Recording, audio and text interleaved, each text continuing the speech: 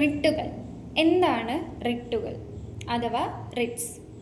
മൗലികാവകാശ സംരക്ഷണത്തിന് വേണ്ടി സുപ്രീം കോടതിയും ഹൈക്കോടതികളും പുറപ്പെടുവിപ്പിക്കുന്ന രേഖാമൂലമുള്ള ഔദ്യോഗിക ഉത്തരവിനെയാണ് റിട്ടുകൾ എന്ന് പറയുന്നത്. അതായത് ഇന്ത്യൻ ഭരണഘടനയിൽ പൗരന്മാർക്ക് ചില മൗലിക അവകാശങ്ങൾ രേഖപ്പെടുത്തി വെച്ചിട്ടുണ്ട്. ഇത്തരം മൗലിക അവകാശങ്ങൾ ഏതെങ്കിലും വിധേന ലംഘിക്കപ്പെടുകയോ ദുർവിനിയോഗം ചെയ്യപ്പെടുകയോ ചെയ്താൽ ആ സമയത്ത് ഹൈക്കോടതിക്കും സുപ്രീം കോടതിക്കും ഇവിടെ ഇടപെടാം. അങ്ങനെ അത്തരത്തിൽ രേഖാമൂലം സുപ്രീം കോടതി അഥവാ ഹൈക്കോടതി പുറപ്പെടുവിപ്പിക്കുന്ന രേഖാമൂലമുള്ള ഔദ്യോഗിക ഉത്തരവിനെയാണ് റിട്ടുകൾ എന്ന് പറയുന്നത്. പ്രധാനമായിട്ടും 5 റിട്ടുകളാണ് ഉള്ളത്. ഹേബിയസ് കോർപ്പസ്, മാൻഡമസ്, പ്രൊഹിബിഷൻ, കോ വാറന്റോ, സെർഷ്യോറി. ഈ പദങ്ങളൊക്കെ എടുത്തിരിക്കുന്നത് ലാറ്റിൻ ഭാഷയിൽ നിന്നാണ്. ആദ്യമായി ഹേബിയസ് കോർപ്പസ്.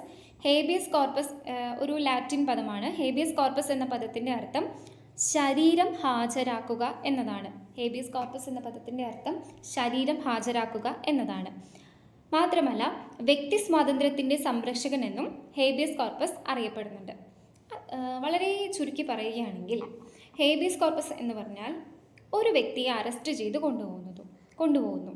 പ്രസ്തുത അറസ്റ്റ് തൃപ്തികരമായ കാരണങ്ങളോട് കൂടിയതല്ലെങ്കിൽ, നിയമസാധുത ഇല്ലെങ്കിൽ ആ വ്യക്തിയെ സ്വതന്ത്രമാക്കാൻ കോടതിക്ക് ഉത്തരവ് പുറപ്പെടുവിക്കാം. ഇതിനെയാണ് ഹേബിയസ് കോർപ്പസ് എന്ന് പറയുന്നത്. അതായത് മറ്റൊന്നുമല്ല, നിയമവിധേയമല്ലാതെ വ്യക്തമായ തൃപ്തികരമായ കാരണങ്ങളോട് കൂടിയല്ലാതെ ഒരു വ്യക്തിയെ, ഒരു പൗരനെ തടവിൽ വെച്ചിരിക്കുന്ന ഒരാളെ, അയാളെ മോചിപ്പിക്കാൻ വേണ്ടിയിട്ട് കോടതി പുറപ്പെടുവിപ്പിക്കുന്ന ഉത്തരവിനെയാണ് ഹേബിയസ് കോർപ്പസ് എന്ന് പറയുന്നത്.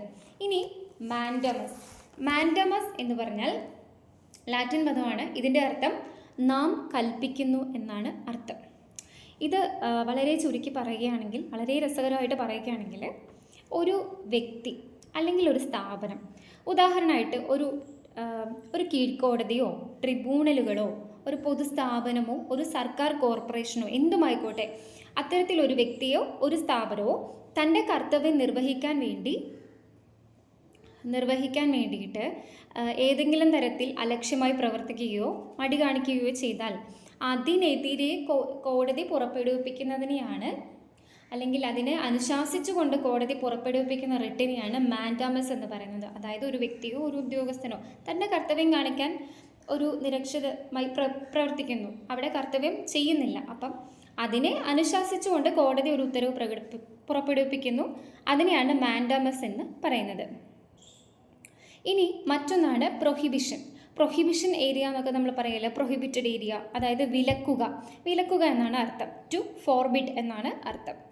ഇത് കീഴ്ക്കോടതി അതിൻ്റെ നിയമപരിധി ലംഘിക്കുകയോ സ്വാഭാവികമായ നീതി വ്യവസ്ഥക്കെതിരായി പ്രവർത്തിക്കുകയോ ചെയ്യുന്നതിനെ തടയുന്നതിനാണ് ഈ കോടതി പുറപ്പെടുവിപ്പിക്കുന്നതിനെയാണ് പ്രൊഹിബിഷൻ എന്ന് പറയുന്നത്. അതായത് ഒരു കീഴ്ക്കോടതി അതിൻ്റെ നിയമപരിധി ലംഘിക്കുകയോ സ്വാഭാവികമായ നീതി വ്യവസ്ഥക്കെതിരായി പ്രവർത്തിക്കുകയോ ചെയ്യുന്നതിനെ തടയുന്നതിനായി കോടതി പുറപ്പെടുവിപ്പിക്കുന്ന റിട്ടാണ് പ്രൊഹിബിഷൻ. പ്രൊഹിബിഷൻ എന്ന് പറയുന്ന വിലക്കുക എന്നാണ് അർത്ഥം. To forbid. ഇനി മറ്റൊന്നാണ് കോ വാറന്റോ എന്ന ലാറ്റിൻ പദത്തിൻ്റെ അർത്ഥം ബൈ വാട്ട് അതോറിറ്റി, എന്ത് അധികാരം എന്നാണ് അർത്ഥം. അതായത് ഒരു പൊതു പദവിയിലുള്ള ഒരു വ്യക്തിയുടെ അവകാശവാദത്തിൻ്റെ നിയമസാധുതയെ പരിശോധിക്കുന്നതിന് വേണ്ടി കോടതി പുറപ്പെടുവിപ്പിക്കുന്ന റിട്ടാണ് കോ വാറന്റോ. അതായത് ഒരു വ്യക്തി അയാൾക്ക് അർഹമല്ലാത്ത പദവിയിലാണ് ഇരിക്കുന്നതിന് എങ്കിൽ അതിനെ തടയുന്നതിന് വേണ്ടിയിട്ടാണ് ഇത് നടക്കുന്നത്. അതായത് ഒരു പൊതു പദവിയിൽ ഒരു വ്യക്തി ഇരിക്കുന്നു, ആ വ്യക്തിക്ക് ആ പദവിയിൽ ഇരിക്കാനുള്ള ക്വാളിഫിക്കേഷൻ ഉണ്ടോ, അധികാരമുണ്ടോ ആളുടെ അവകാശവാദത്തെ, അതിൻ്റെ നിയമസാധുതയെ പരിശോധിക്കുന്നതിന് വേണ്ടി കോടതി പുറപ്പെടുവിപ്പിക്കുന്നതാണ് കോ വാറന്റോ എന്ന് പറയുന്നത്. ഇനി ഏറ്റവും അവസാനത്തെ റിട്ടാണ് സെർഷ്യോറി എന്ന് പറഞ്ഞാൽ സാക്ഷ്യപ്പെടുത്തുക അഥവാ ടു സർട്ടിഫൈ, വിവരം നൽകുക അഥവാ ടു ഇൻഫോം എന്നൊക്കെയാണ് അർത്ഥം.